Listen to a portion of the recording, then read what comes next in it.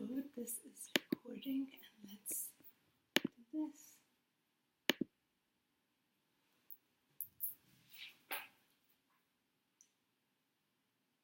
Okay, we're alive. Yay! So you see on this one we flipped. Okay. But on the other one we're not. Good morning, everyone. Good morning from Milos. Good morning from the beautiful islands of Greece. So much love. So let's see who's joining in for a second. We just want to check the audio out.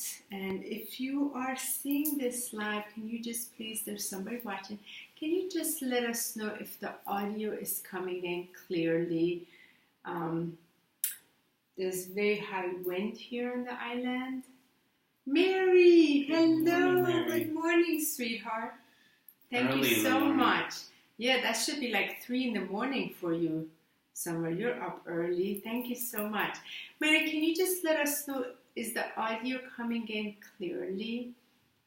And is the internet working well? So we just want to, we have a lot to share, so we want to make sure everything is coming in. Hi, we're doing well. Very good.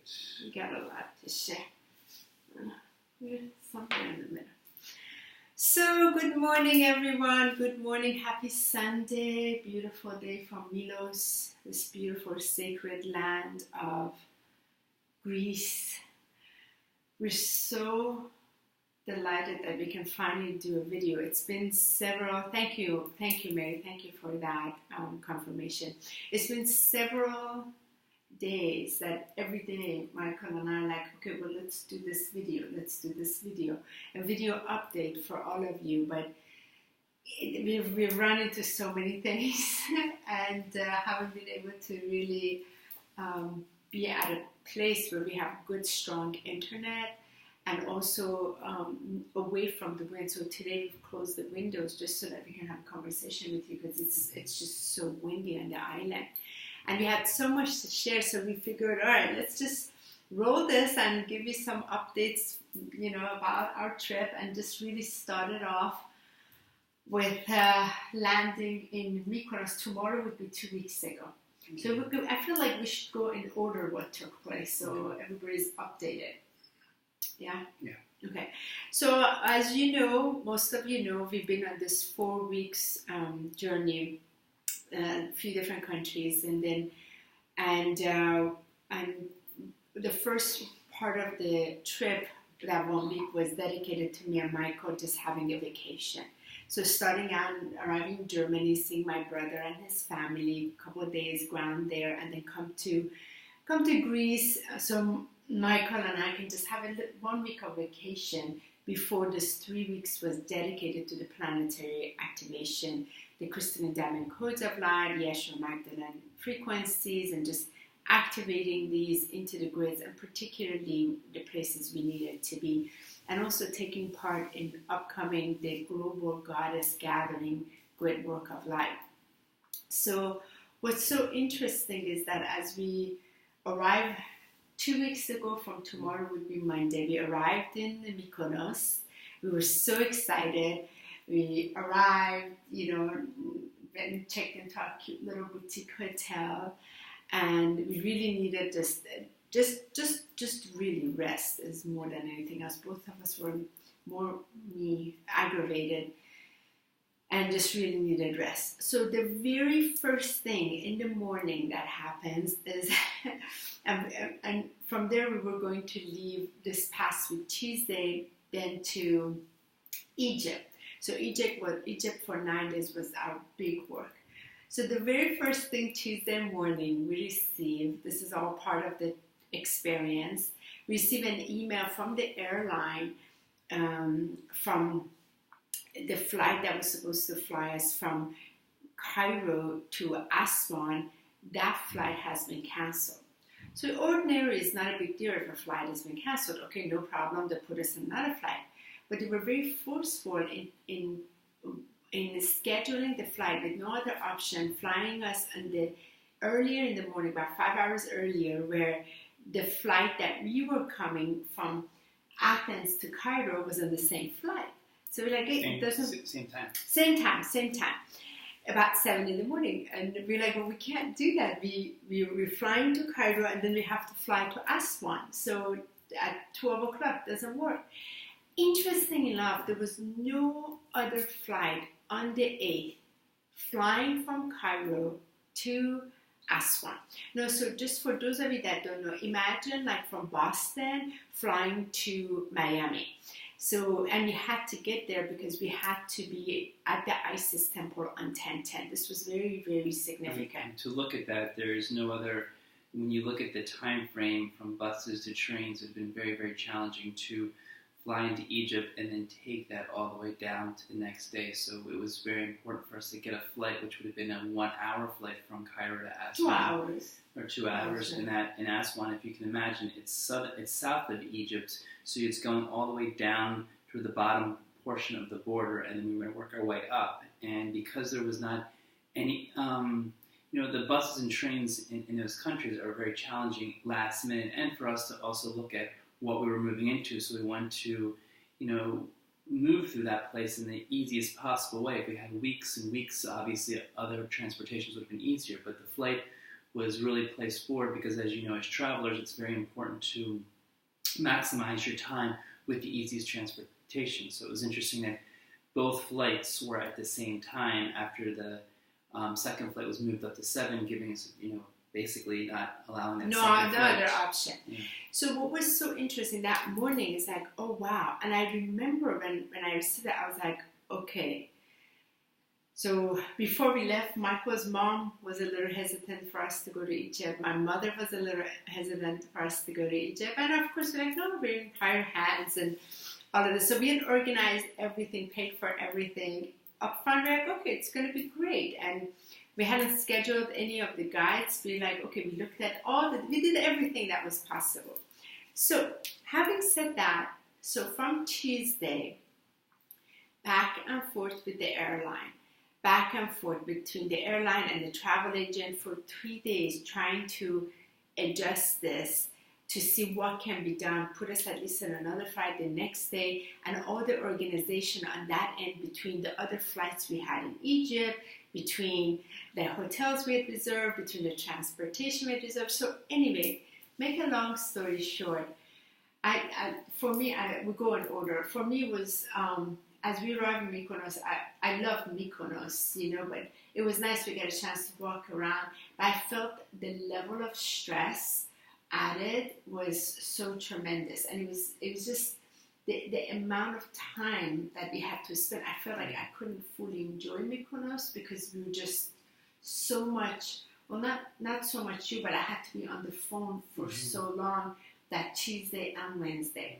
It was interesting to see how, when those flights were canceled, how the timing and space happened, because a lot of times you would get the call back or you would get a response within 24 hours. And so when this happened, we were on, especially Honey was dialed into it directly to see what could be changed. So the beautiful thing is there seemed to be a little movement and an opening to see what can be done, but the pace of it was just very, very, very slow. And because we had everything planned in certain times, flights all coordinated in countries all in a row, we couldn't quite wait any longer because each flight was particular to which time, which country we were at. So it was interesting to see how we can maneuver it in a time that they were openly working with us, but not really giving us the opportunity in a time frame that was sustainable for us. What was so interesting is we were working with also the travel agent, and there were different representatives coming in, so each time had to be explained. Anyway, it's too much details, so it's unnecessary. The point is, we had a chance to be in Mykonos, enjoy the Mykonos. Mykonos was not part of the planetary work. It was just our presence being there and just enjoying. And we were there for 3 days, then we were flying, then we were taking a ferry to Santorini, because the Santorini was one part of it was against the flower vacation, the other part then was the planetary activation. And Mykonos was, for those who haven't been there, such a beautiful, beautiful island in that we had the opportunity to rent a car and really see the coastline and travel around to all the different beaches. And what we always recommend is really seeing the landscape and the terrain of the island, because once you get out of the main hubs, it really opens you up to see what hidden gems and secrets are around the island. So for one day it was very amazing to get in the car and visit places that Honey, hasn't seen in 20 years, and also explore 21 years, and explore areas that were in sharp contrast, areas that went from places where people really enjoyed the dance scene, the party scene, the nightlife scene, all the way to the rare beaches, which were out in the middle of nowhere, that took windy roads down mountain passages through rock, and just to find areas that we just were tickled like little children, because we just saw how many different types of places you could really draw your energy to, depending on what you like. If it's remote, or if it's somewhere in between, or if it's by a resort. There were so many little pockets of beaches that we really enjoyed traveling to. Yeah, and it was really fun because we rented a car for one day. So it was actually on Thursday, right? On Wednesday. I've been dealing with so much of this back and forth. I was like, Michael, let's go today. We rent a car. Let's just go for today. I can't take it till at nighttime. And really, we give it to the hands of the higher, the angels. And I remember I said to Michael, this wouldn't happen if it's not part of the higher purpose. So for some reason, I don't know what this is, but definitely this is an interruption. Whatever it is, we'll find out. So we look into it. So anyway, Mykonos, we got a chance to go to some of it. What was so amazing when I was there, it was during my party fun days with my two girlfriends. I wanted to take Michael to all the places like super paradise, and Michael to see the times we used to dance on the tables and go to the naked beach, and just I wanted Michael to see this, but of course it was off season, so everything was closed and it wasn't really that scene anymore. So, but it was still wonderful to explore it. And we get a chance to also see the most glorious sunset way on top, which you really needed a car to go and give a good 360 view of the island at the very, it would have been the most western part of Mykonos, where the old lighthouse is there. So very precious, very sacred. We had a fun time, and then the next day we had to leave. So the next day we went to the port, which some of you been on Facebook, you've been following. You got a chance to see the crazy chaos with the ferry. They had a strike the day before, which all incoming and outgoing ferries were canceled due to a strike, which we were blessed to go the next day. The only thing is, when we went to the next day, double the amount of people were there, so we were in lines that were forming, merging, and just absolute chaos when you have, quite a couple thousand people all looking for what boats are coming in, lines you don't know where are coming and going, and literally just a mass crowd when you see just groups of people. I mean, it really puts you in perspective when you have so many people with suitcases going to one place. What happens when it's just like, okay, here we go, and it's like little fish just all going toward this one place. Oh my God, if you look at the Facebook, there was that video I put of like the chaos, and I love, it was I think Mary, maybe it was you that made a comment saying that, wow, and I complained about the metro. It was so chaotic. So anyway, we got into sea jets, and this was the other thing. When you get on these ferries, you have to be very patient because it is just chaos. You go put your luggage, you have no idea, with thousands of other luggage. Watch your feet. So and you have to watch your feet, and you'll be like a how do you say, a herd of sheep? How do you say that word? Yeah, you got it. Yeah, like a sheep. Yeah, and like you go in, and then you gotta go up, and of course I typically get very boat sick. So as soon as I get out, I'm like, Michael, here, take my hat, like acupressure point, because I'm starting to get dizzy, nauseous, replaced in the middle. and funny enough, like on these little tickets, there's a seat number, but no one can see the seat number. So nobody can see it. So imagine you have all these different cultures, all these different countries, all these different languages, and they're asking, where do I sit? Where do I sit? So we're sitting down, and just probably for a majority of the half of the trip, people are like, where am I supposed to sit? Where am I supposed to sit? So we're in the middle, and Honey just kind of, in her seasick world. So I ended up pressing on P6, which is a great one for motion sickness, to just help calm and relax and balance when there's lots of movement. And you have to know the attitude. So you really get to know the culture and also the attitude of the people. Like some of the islands, like they're typically nicer, and some of them are not as nice. And so we're going to go through some of these with you. And the other part of it, Mykonos is precious. Mykonos is clean. Mykonos is, very gay, fabulous. There's a lot of the elegance and the shopping and just beauty. Very clean, but lots of cigarettes, lots of freaking smokes because it's so tiny. From the Europe. Oh yeah, but that one I felt it was so much. So anyway, we got to Santorini, and so I really wanted Michael to experience, as I put in my post about 21 years ago when I came to Santorini with my girlfriends, when the bus took us all the way up and took us to, we stayed in Fiera Stefani, and when the first look I had of the calendula, I think I'm saying that right, of the volcano, the center of the volcano, and the way the scenery is, I remember I just became speechless, and I just, in that moment, I said, I wish to be here with the love of my life. That's all I ever wanted. I felt it was like the most magnificent place in the world. What would it be like to be there with my love?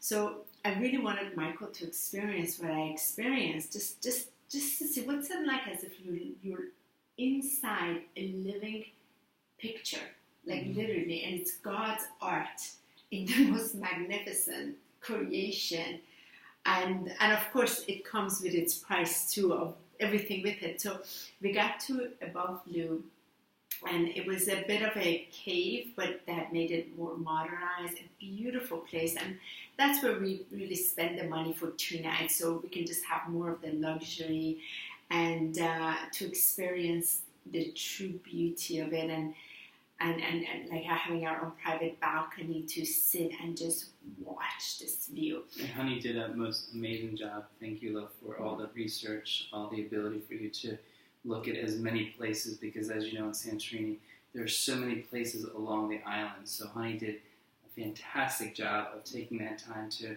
really go through all the amazing places to see where we could go. Because we couldn't afford a $15,000 a night or an $800 a night. So there were like many places, and Honey is really good at doing the fullness of finding it. So when we got there, it was. What was it like when you with the shuttle?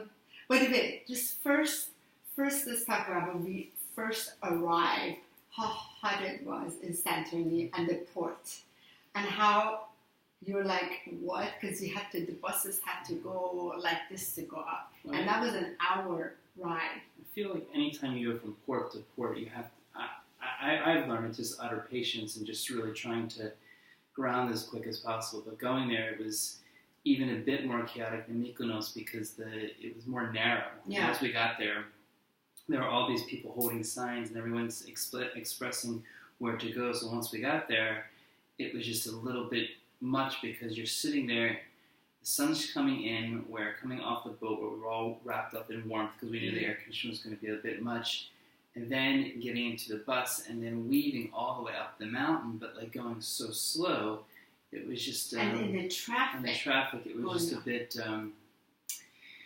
disappointing. Not disappointing, but it was just.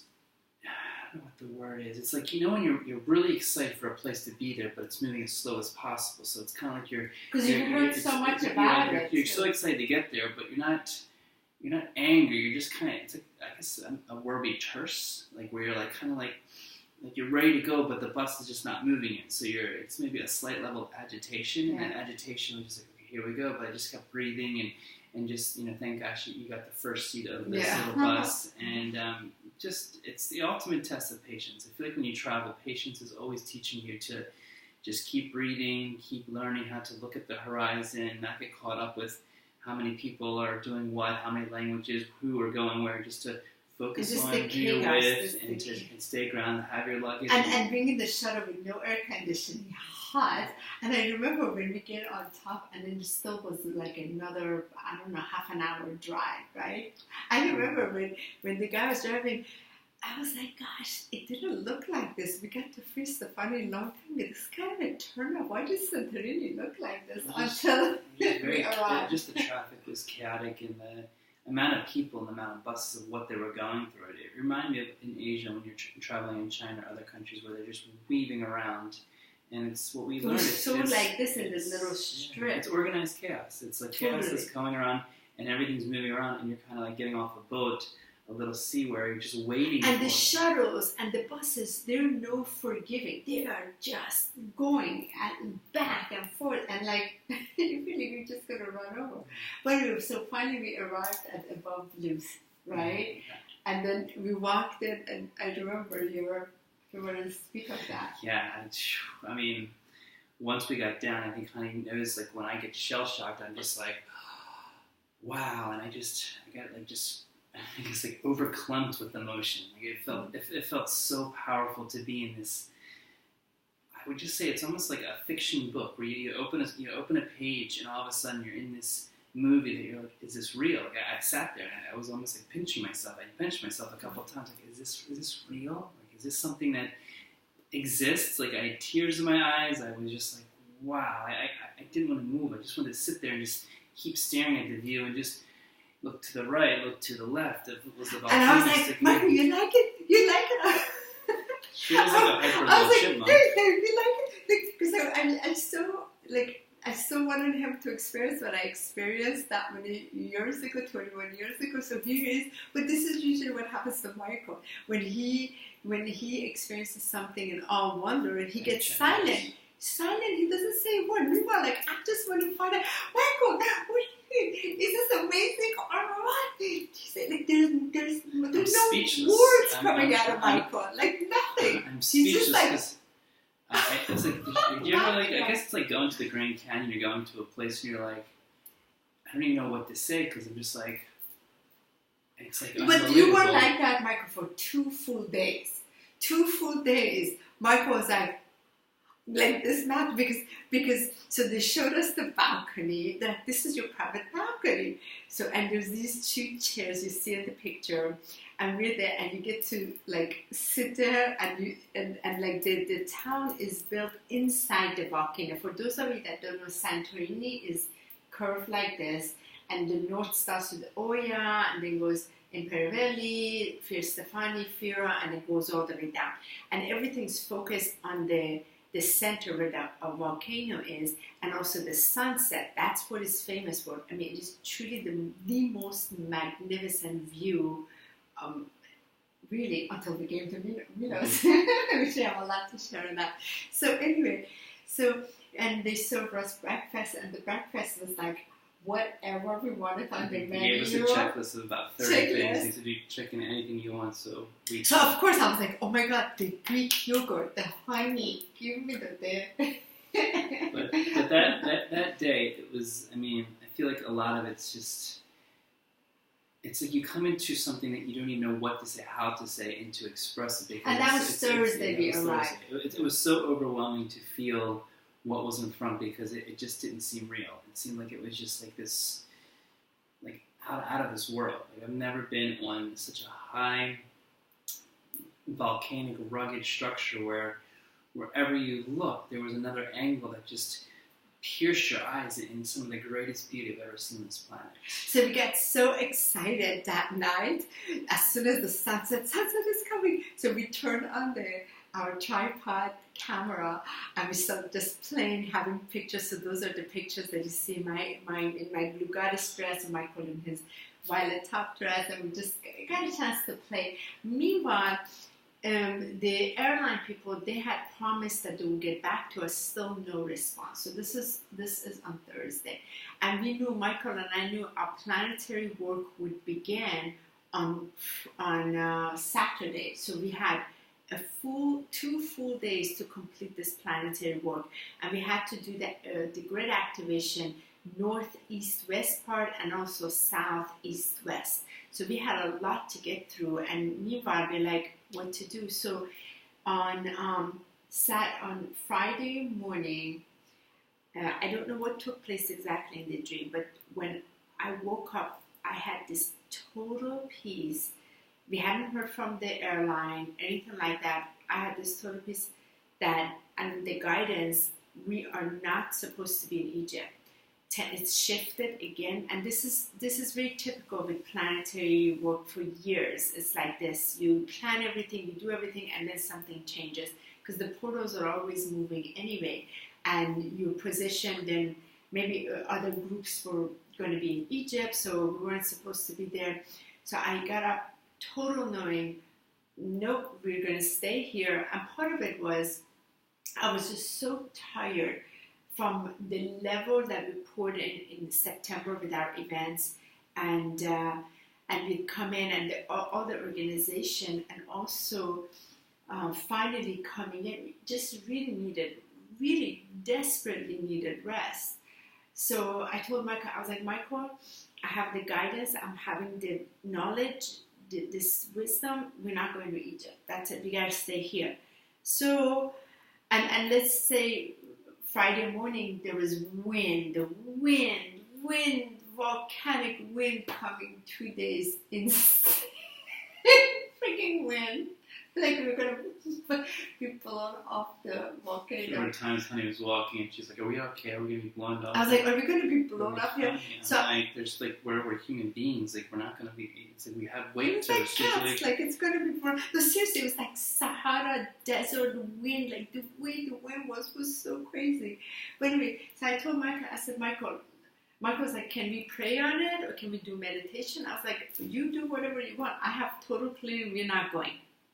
So we walked down to find a place to pray, and then you were a bit disappointed. Yeah, I felt I was disappointed, but I was open. I wasn't resistant at all. No, you weren't resistant. I felt like any time that when Honey receives a message, I go with it, and I feel that there was the natural.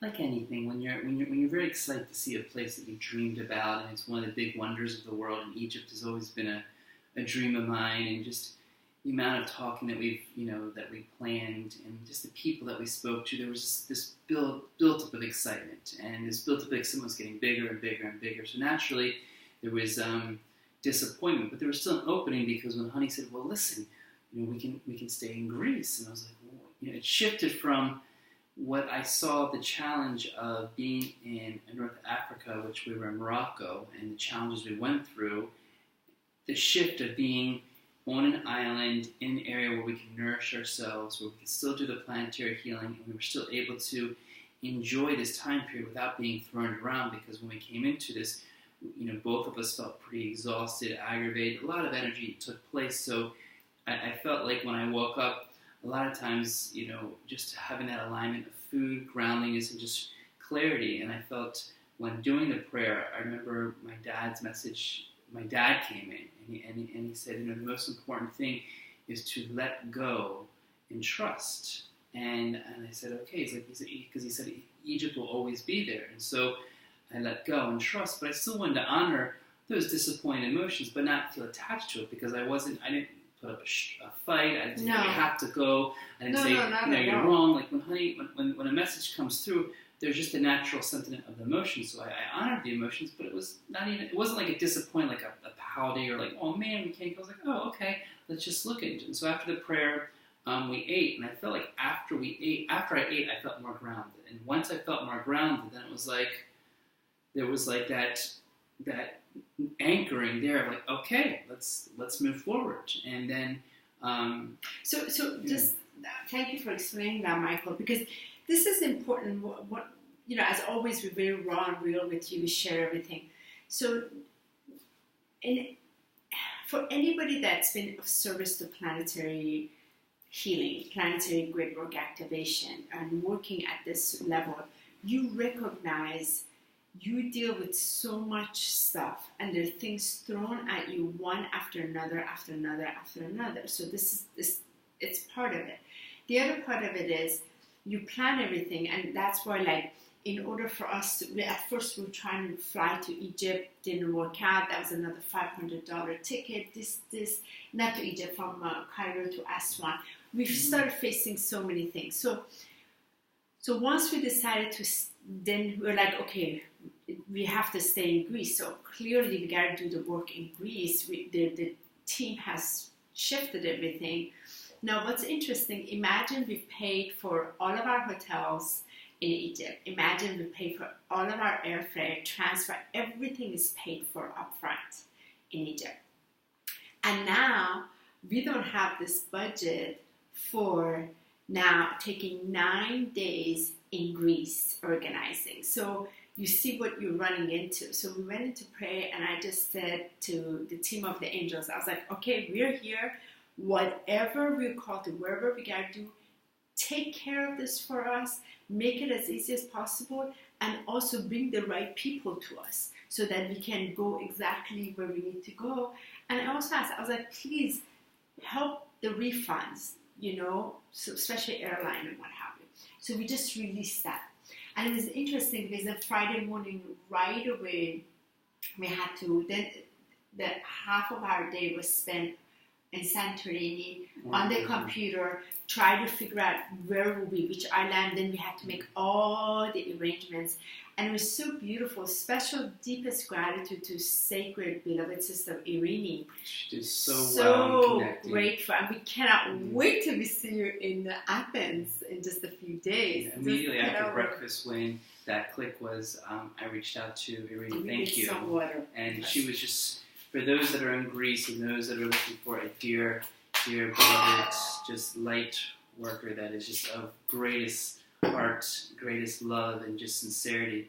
I just reached out with a couple of questions with her, and she just sent her experience. She allowed herself to really, really just be guided of what was coming through her to share with us. So we were very, very excited to hear the things that were moving through her, and just the questions that she's helped guide with us since we've been here regarding what islands, her experiences, what sacred energies are on different areas. So we thank you so much as, she's continuing with us in our move toward Athens and Delphi. And it's just beautiful. I think that's the one thing that I'm learning that Honey has always said is, when you have Facebook, it's amazing that our Facebook family and the light workers that come together, how easy it is to be like, okay, I'm here, who can help? How can we move through this? And so she immediately just started sharing things with us. And we started connecting the dots of where we were and started to see where we were in Santorini and really these portals of light all around Greece. So we thank you so much for her just, her grace and her just ability to help us. Her part was very significant also because I feel it also helped Michael. By the way, this surety is the water from the mountain in Greece north.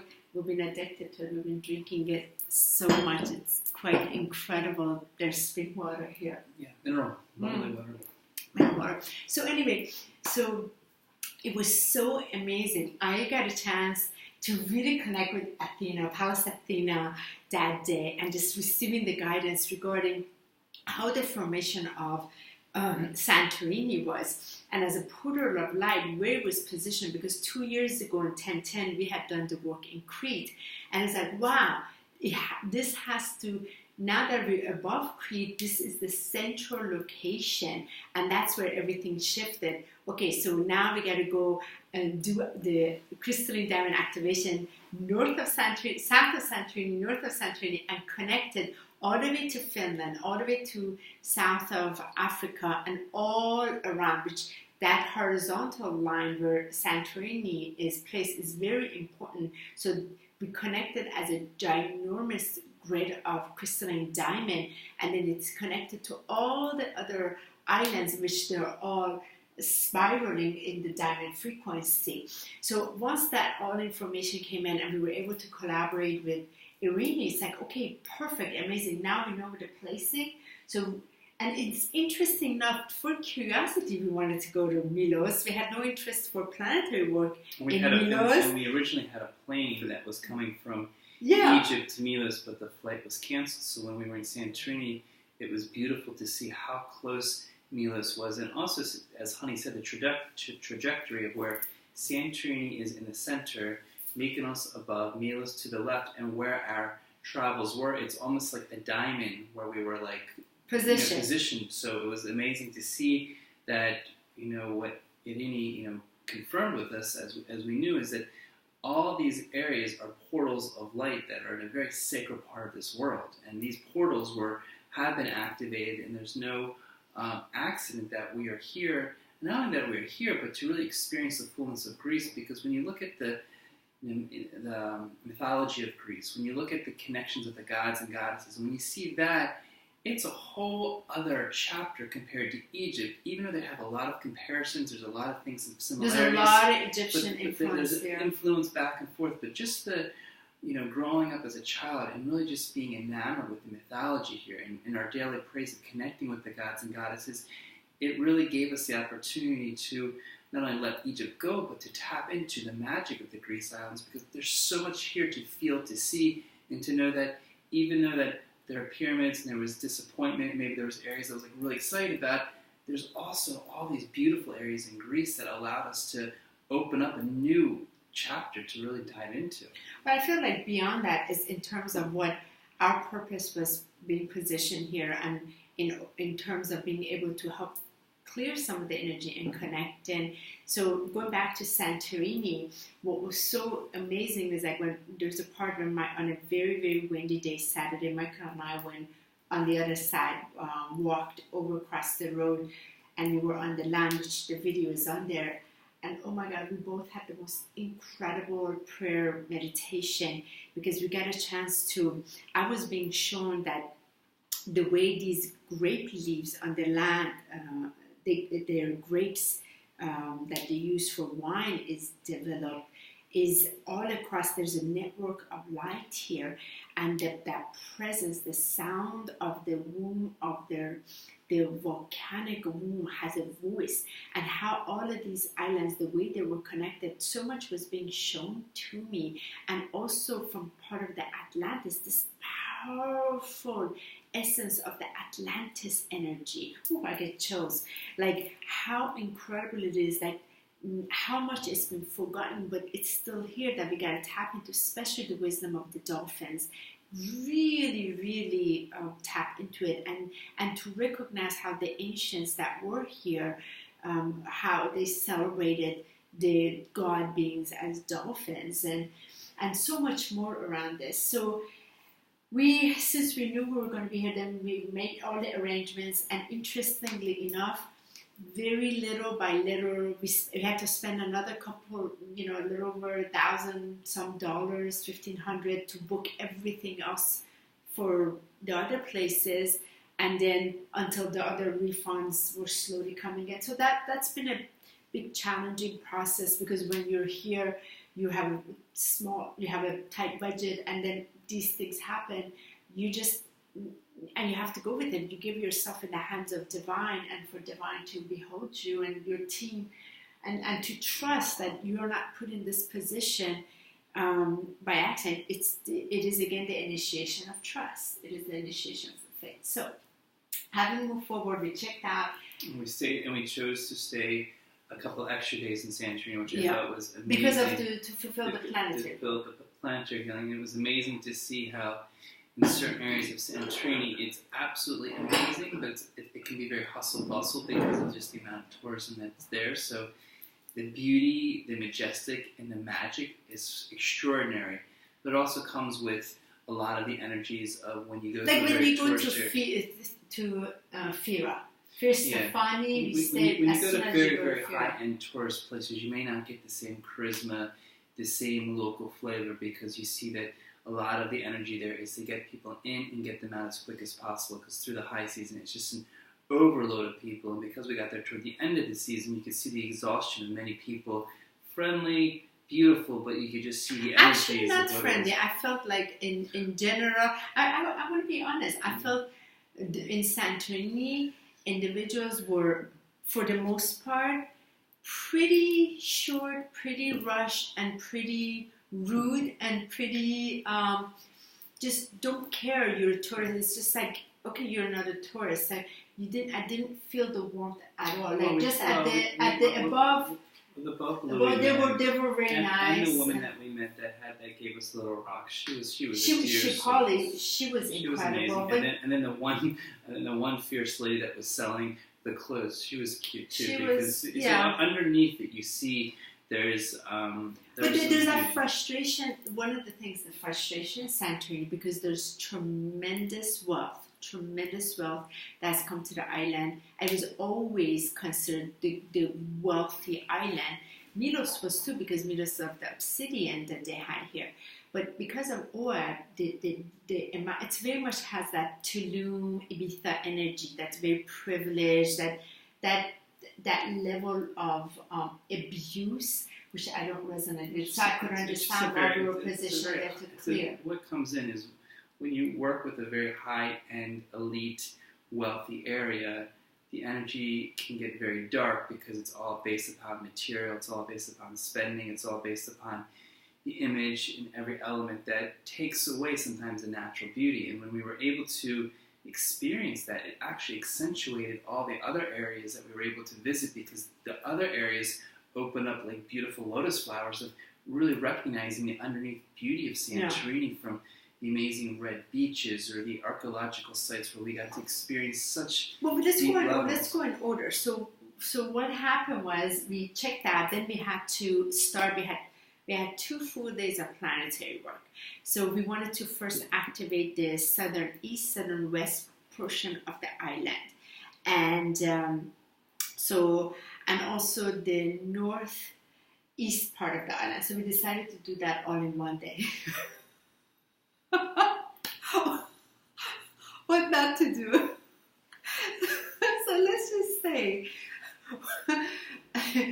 And don't forget, let's just go hike to our car rental. So let's start getting a car rental. 30-minute hike before we get to the mountains. Yeah, before, so we had to do that, get the car rental. Oh my God, there's so much involved with it. So anyway, first was the Scaris Rock. That was so sacred. And this particular rock, the Scaris Rock, is where before the volcano, there was like a whole... Exactly, it was a fortress. It was one of the first fortresses on the island. Exactly, extremely sacred. And what is amazing about Santorini, although Mykonos is considered the sacred divine feminine island and Santorini is considered the sacred divine masculine, I don't feel it that way. I feel Santorini carries both the power of the sacred divine feminine and the power of the sacred divine masculine. That's why it's so drawn to weddings, everything with weddings. How many people we saw getting married, how precious it was, couples and couples and couples. And I felt the presence was very strong there and around the bodies of water.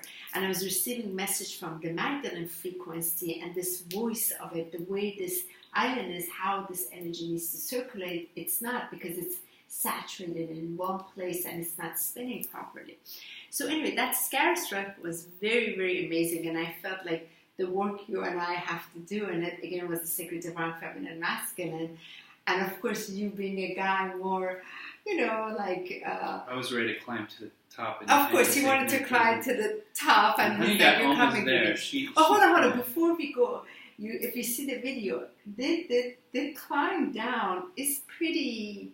You have to go way down from the town, in Pervelli. You have to go way down, you see the video, and then come up to go to the Scaris Rock. And we wanted to activate it, and in the crystalline dynamic codes of light, yes, your Magdalene frequency. So we went, and then Mike was like, we have to get on top. So we go, of course, Michael first goes, he doesn't find a way, there's this other guy that doesn't find a way, they come, finally he sees some guy coming down, he's like, that's the way, so he goes, again, I've taken pictures, and he's like, come on honey, and I was like, my God, I really don't want to do this, it doesn't feel comfortable, and there's this sharp volcanic rocks, it's uncomfortable, it's like cliffs and cliffs of water. I was like, we have mission to accomplish. We still gotta get to all this. I don't want to fall off this cliff. Like, this is not fun. Pushing her. He keeps pushing me. And she got up the hardest part, which is the hardest part of the project. You had to climb hand over foot to go to the top. So she got to the top, and there was like 3 little more steps to get to the island. And once you get to the top, she goes, I'm done. Like, not the island, the very, very top of the rock. The very top of the rock. And it was amazing because once we got up that pass, she was already there, but because her legs was shaking? My legs were shaking. Also, I'm short, so Michael has more height than me, so he can reach up. I just, my leg couldn't reach. We're just 3 rocks away from the top. So, and I was like, you know what? Congratulations on getting past the toughest It's part. not congratulations. I told Michael, I was like, I have nothing to prove. I gotta do the work down here. Like, you push past your fears. It's not push past it. I mean, I've done so many crazy stuff over the years, but I was something- like, I'm a mother. Like, I don't feel I need to prove anything, to be on top, to prove. No, you know what? You need to go. You go do it. I'm gonna be down here. I gotta work with this.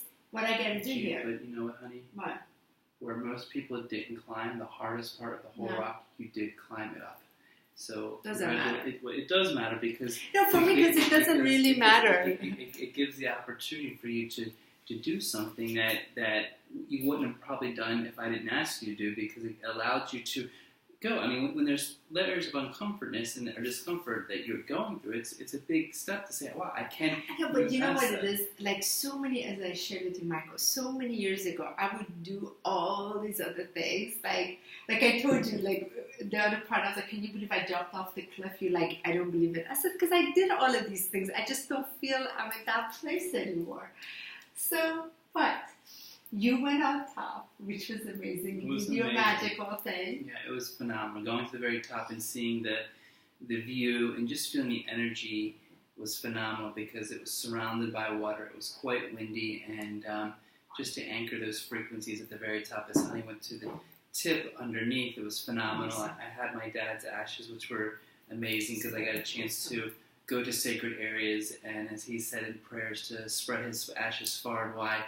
It was really, really, really, really powerful. And it was cute because there was another man and his wife, and the wife was like, don't stay up there too long. He's like, okay. And so he went up there, and we both kind of like congratulated each other, because I do feel personally, when you can move through areas that are challenging, that are hard, and we rise above any fears or obstructions past the mind, and you get to a point, it's a big step of saying, wow, moving beyond what the mind can think. Just see if you can remember. So here it is. We had to go all the way down. See that top? That's where Michael had to be. Go down and then go all the way on top. And so there's a lot of pictures. Here's another picture of once we got down. And then let me just show. This is the part Michael is climbing up that I also climbed. But I was like, that's it. I'm done. Look, I went all the way up, and then I was like, that's it. And then so I was at the very tip here. This is important because this is where I created the medicine wheel, and I connected with the 4 corners, and I needed to work with this part with the Magdalene voice, the Magdalene codes of light. And so there were 4 specific crystals that had to be buried there. They were buried there to connect them to excuse me, different grid lines. That grid line was very, very specific what needed to be done, because the energy circulates like this there, and so the vertical and the horizontal axis are spinning properly. This had to be done. It's kind of like the eye of this island, and then before we could get to the other 4 parts and activate those, so everything is spiraling in the same and is connected to all these other islands.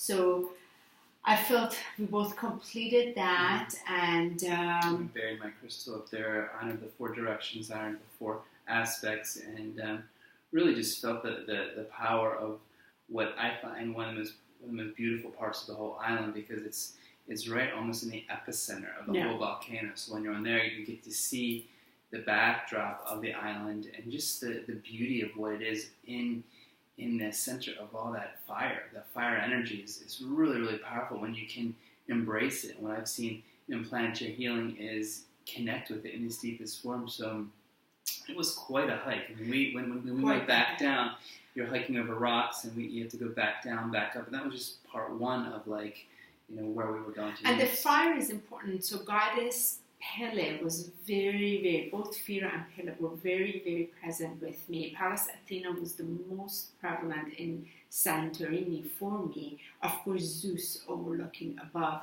And to be able to spend that fire energy for the transmutation of energy, there was a lot of transmutation of energy that had to be done there. And we'll get to that quite a bit, because there is an imbalanced energy. I felt at least in the morning prayer, that the land is very, very sad because the network of light through the grounds of the roots have been cut off. And I felt like, and as I felt you had received it, we both received the gratitude from the nature beings that we were there. So that was beautiful. So then we hopped on the car and we had to go to the next location, which was the Arcatory, which was the south west portion of the island, and the very, very south part of it, and that's also where the Red Beach was, and also where the archaeological site was located. So for some reason I thought the archaeological site is outside, but it was inside.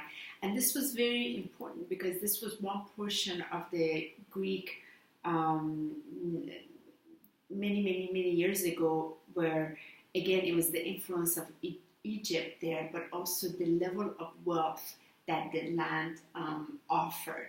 And this archaeological site, they try to preserve it, but you can't really feel. Well, you felt like when we went in, we felt this specialness. So once I walked in, I could feel goosebumps and chills, and it was amazing. I mean, it was a little probably less exciting than our next one because it was all inward, and it was catered on a tour that was very cookie cut, that you couldn't quite really walk into it, obviously due to the preservations, but we couldn't touch because we want to touch everything, Michael and I. So when we went there, I did feel a very ancient connection to the past there, familiarity, and just an ability to just feel the beings that were in there. And it was, for me, it was in the beginning very amazing, but obviously when we walked through, I think Honey confused the second part to the third part because there's. I thought it was the ancient Thera, and that was in it, but it still was very significant that we had to be there to that portion of the island. A very profound archaeological site. Toward the end, when doing a meditation, I could just feel the gratitude of the souls that were that were there, and just the energy that we always do when we walk. We spread our light around those areas. So I feel it was very important for us to be there at that time. And it was a hot day. Yes. Oh my goodness. So just in between it, we would stop by the bakeries around the way, get our baklava, get our spinach, pie, and pick up our drinks. So, because you have to nourish, you have to ground, and then if there's a body of water, let's just jump in. We wanted to go to Red Beach, but Red Beach did not feel safe at all because the rocks and seaweeds everywhere. So I was like, forget it. Let's go now to the other side.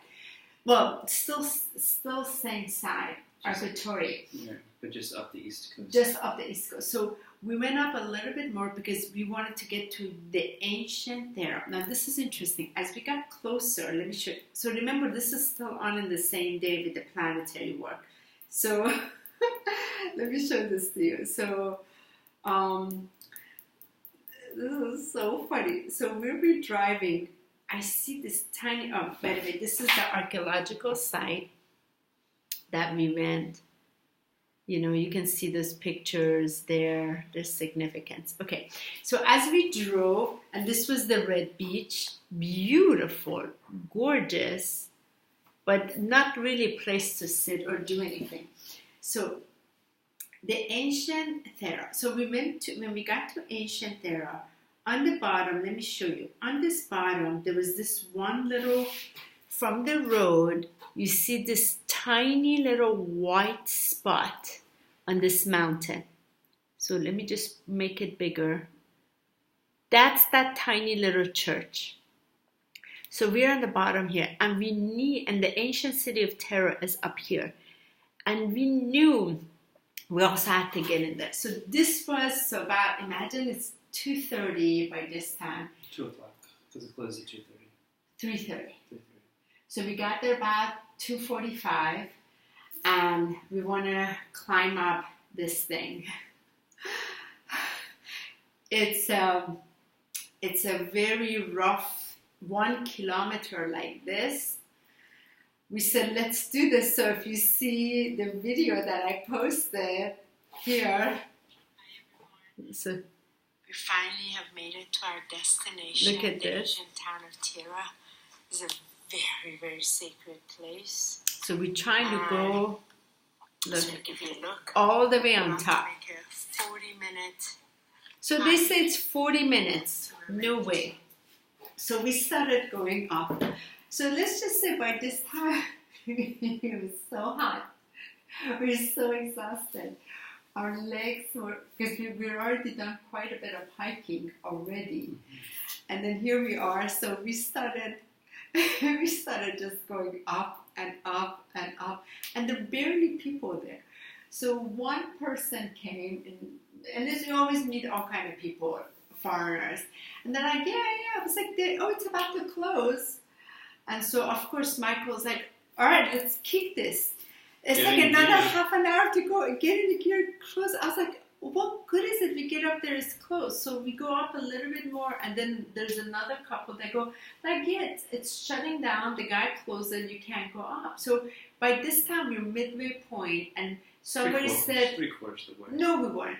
We're midway. So one person said you have another half an hour. Another person said you have 15 minutes. Another person, like, how much is it? But we knew it was closing at 3:30. And so, of course, Michael is thinking Mexican. We cross we jump over the fence. We still go see it. I don't follow rules. I think if there's, like, any type of outside archaeology and it closes, like, we just jump over the fence and see it. Oh, it's... And meanwhile, the mother instinct was like, I'm not get going. to the top of the mountain. It was such a beautiful day. So, of course, this is all part of the planetary work. So he's thinking scenery. Meanwhile, it's like activation.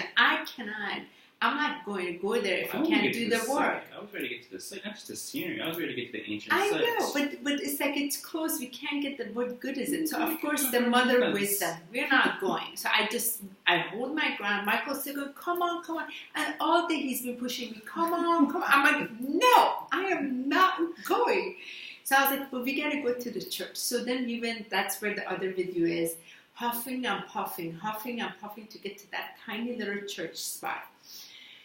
So I was like, okay, we set the medicine wheel here, we do what we need to do, activating the land here, because this church is built directly below the ancient city of Terra. So of course they knew where they were putting this energy center. Let's activate this, and let's bring the crystalline codes of light here, and then we get to that one. So we hiked up, we went there.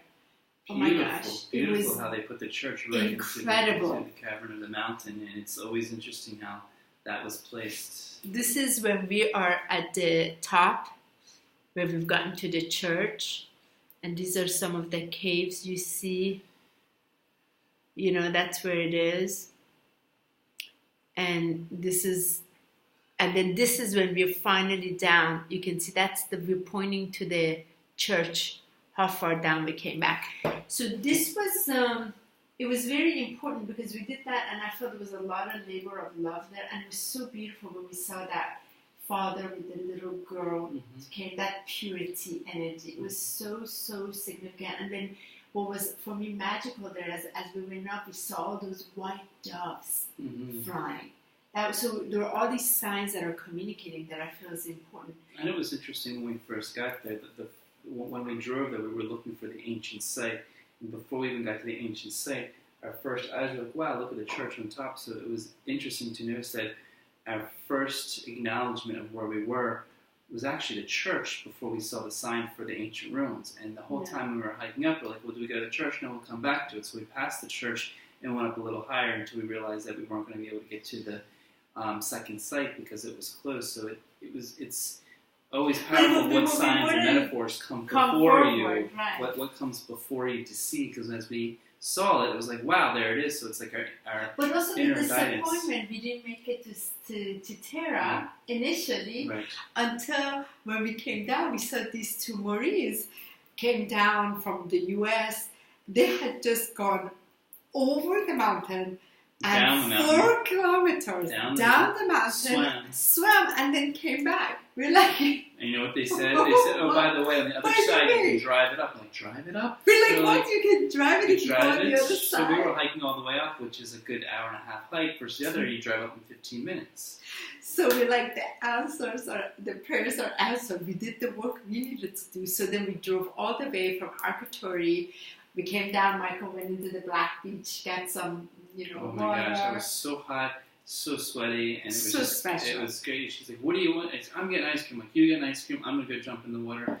When I jumped in the water, it was wild because the base of the bottom ocean floor was all black, solid volcano. Never felt that before, and it just refreshed us. So we got that, and then we started to make our way back to where on the other side, Kamari on the other side, which is the southeast portion of the island. And this place was really interesting because when we got there, so just 1 second, let's say this Kamari where it's positioned. So the other side of the mountain, they have this road that is a 4-kilometer road that goes way up, but it takes only about 20 minutes to get up there. And thank God we could go with the car, which was so grateful because Michael was like, honey, let's get up in the morning sunrise, let's hike up. I'm like, my legs, I mean, again, 3 planetary in one day. I was like, I am done. And we had one more day, then we had to leave the next morning. So that day we arrived in Kamari. We went to get something really good to eat. So we went to this beautiful restaurant where they had these amazing Greek individuals just like calling everyone from the streets and haggling customers because it's just very precious because it's just about everything is almost closed.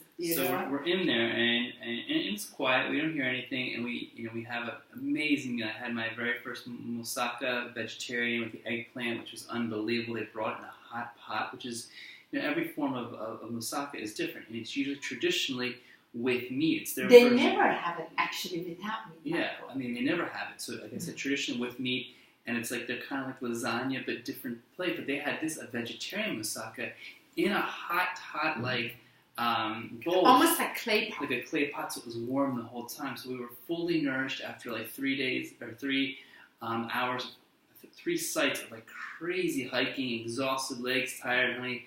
Found a beautiful hotel. No room. I had no more energy in me left. And she found a beautiful hotel. We were in low season, so great discounts. So we finally, at like 8 o'clock, get to the hotel to find out that when we got there, like, oh, by the way, we made a mistake. All the rooms are booked. We're going to transfer you to our 5-star resort on the beach. And I'm like, what do you mean? She's like, no, don't worry about this. It's 5 stars. It's actually an upgrade. We'll just send over a car. We'll go over there. She's like, wow. And honey was like, well, I don't know. I was like, honey, 5 stars. This is great. So, of course, so they say this to me. So my radar is like, because there's no explanation, nothing but, and we just have to accept. I'm like, okay. So but something is not setting the thing. But Mike was like, look, we got upgraded. 5-star. Let's go out on the beach. That's like Michael's words. I get excited. So, I kid you not.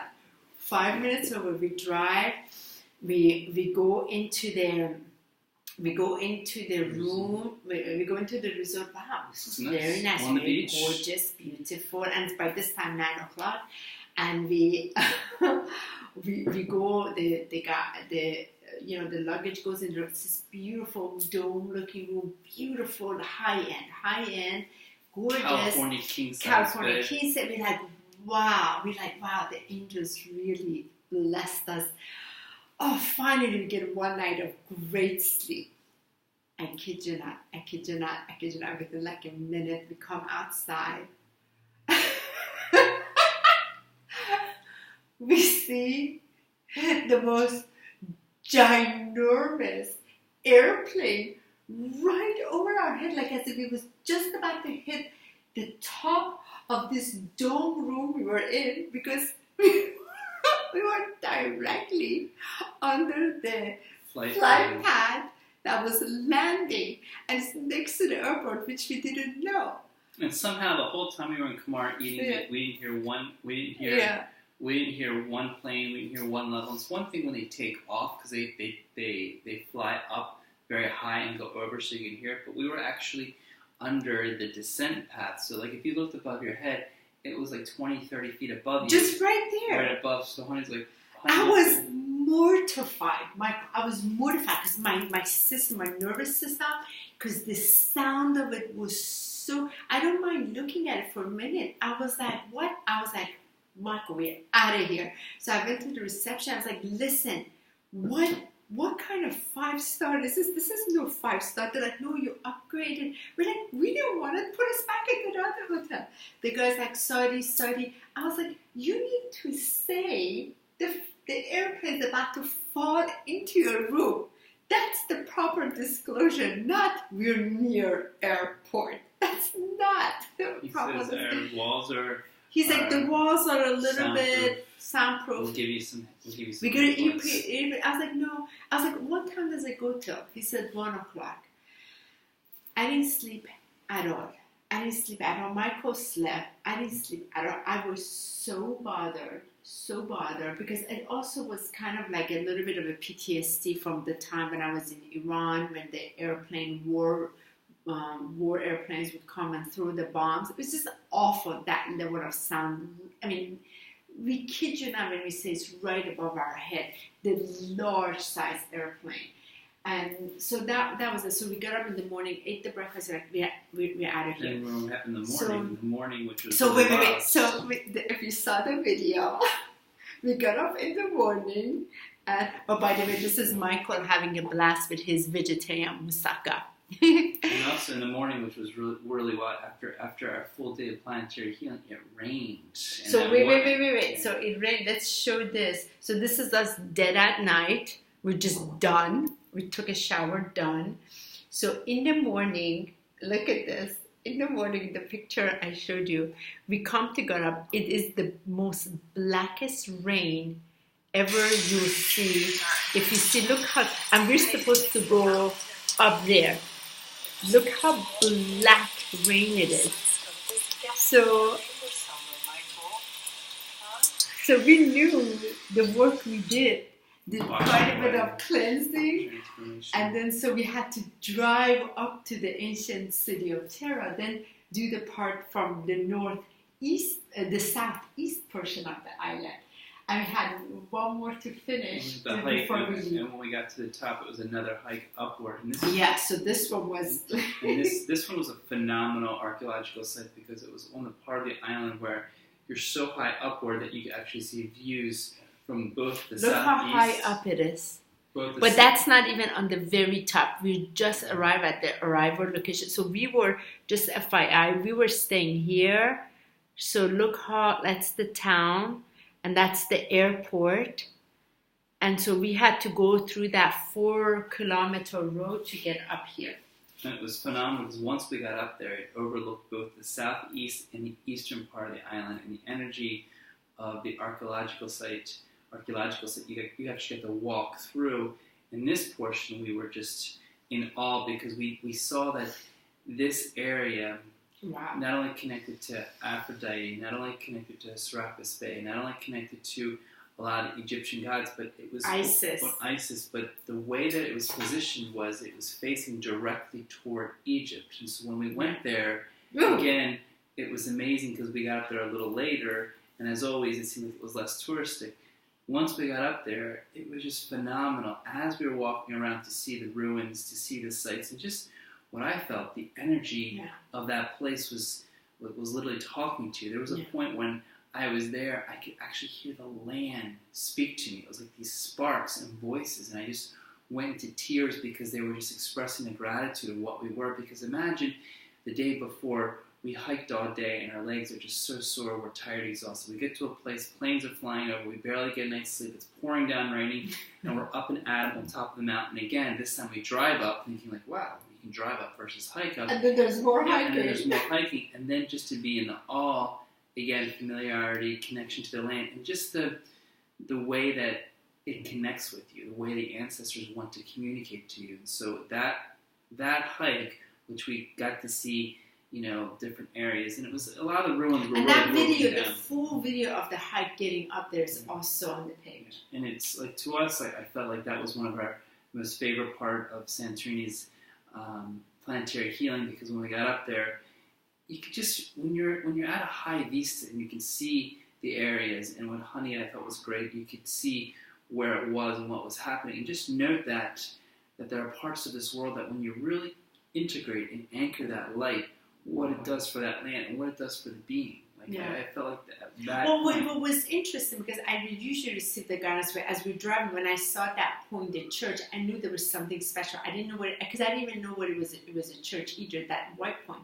Little did we know, the next day when we go up, the place where out of this entire city of Terra, there was one corner that was dedicated to the Egyptian gods and goddesses, particularly Serapis Bey, but Isis. So I'm going to show you this picture for a second too.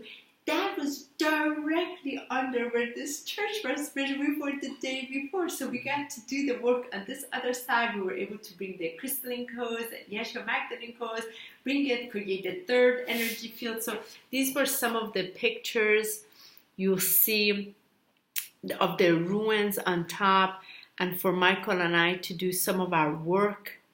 You see, and what was so beautiful, because this place was so open, we could easily do what we needed to do without any guards, anything heckling or bothering us. Let me show you the place of, they also had a theater there that has of course died. And this was the, okay, so, this was the section where it was dedicated to Isis. And this was very significant. So we did the work above it. We created the medicine wheel and what have you. And this is overlooking. So this point connects to Egypt directly here, which I felt was so significant. Then, of course, and here Michael and I at the point. And so this felt very rigorous and amazing. And one of the other things that I received here was how actually the ancient city of Terra was in its ancient time. So they were showing me how the structure was, how it was covered the land, and how, of course, because of the volcanoes, destroyed everything. And it obviously doesn't look the way it is now, but it was so sacred, it was so special, and we could feel the way we connected it from there. We were also able to connect it towards the Middle East, towards, like, for example, Istanbul, towards Iran, towards Jordan, towards Israel, towards all that area was able to also be connected to this, which I felt was very significant and amazing. Then from there, we drove all the way up north. So I'm going to show this to you. So we wanted to be at the northern portion of the northern east portion of the island had to also be activated, and here it was. So this is by Oya, the other side, and here, let me show you, we set the medicine wheel and also connected this part, which was very important. And I want to show you this. And right here, I received guidance to get these pebbles were so sacred, these volcanic pebbles. And so I took these black, perfectly formed, oval shape, almost pebbles, and I was shown to do an art on this for the sacred divine feminine, sacred divine masculine, and I think I can only create 7 of them. That's how many I brought, and also providing for love offering and create the art that was shown to me to create it for the balancing of these energies here, which was so powerful. Then we went and we got another place in Oya and spent the night there, which was so beautiful. Mm-hmm. For the one night, we had a great place to sleep. And this is some of the food we get: a lot of cheese, doma, lots of olives, or vegetarian. I would say it's been relatively easy. Not that many selection, but we've had enough selection. But a lot of tomato. We've been going nuts with the tomatoes and olives, and of course capers and the breads, and right, the cheeses. Lots of cats everywhere. Cat heaven for cat lovers, and this is in Oya, just to see how crowded the little street of just people and people. So we couldn't wait till we got we were getting out of there. So let me just show you this part. The very end, Michael and I arrived to, let me just show you this portion. Then there's a video that the northwest portion of the island. Mm-hmm. This is also the place where 21 years ago that I had gone. It was called The End of the Road. I did the video on it. And where we go, back in the day, jumped in the water. So the story is with me and my girlfriend. We went, by the end of the day, we followed this guy, Robert. And we've just been wild and crazy. We walked all the way to the end and then jumped into the cliffs. And it was just the four of us, and it was beautiful. And I got scared, so I wanted to come out. And then my hands went into sea urchin, my feet went into a sea urchin, and it was horrible trying to get the sea urchin off of me. Then I came up, and everybody kept saying you have to pee on it because the pee dissolves these. And I was peeing on this. My girlfriends they all came to borrow pee so I could pee. I mean, it was just a disaster in Santorini. But the story, the memory is still there, the laughter, right? So I really wanted you to experience it, but I wanted you to, because you keep hearing from me how gorgeous it is, and you didn't believe me how gorgeous it was, right? Wow. So just to show you, this is the end of the road. When you come, you see it, and you walk, and this is the part, it's all volcano. Let me show you.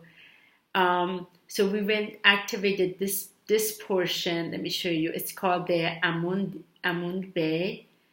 Here. Look at this. And one more. Yep. There's no filter here. That's truly what it looks like. So we went ahead and did our planetary work. We set the medicine wheel, activated this as well. So that way we were finished. Those are the real colors. And so we could fulfill our work and leave for Milos. It was it felt so fulfilling to serve Santorini as the main center of all these islands that connects to Africa, connects to Europe, connects to Asia, connects to Europe, northern part.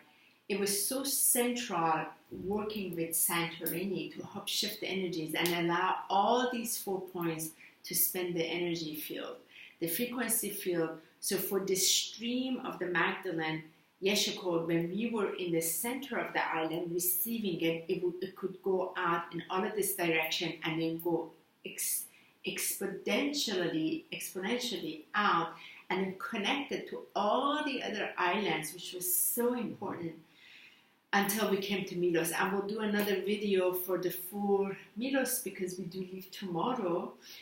And Milos has been phenomenal, so we'll talk about 1010 when we were here from, probably we do that in the next couple of days.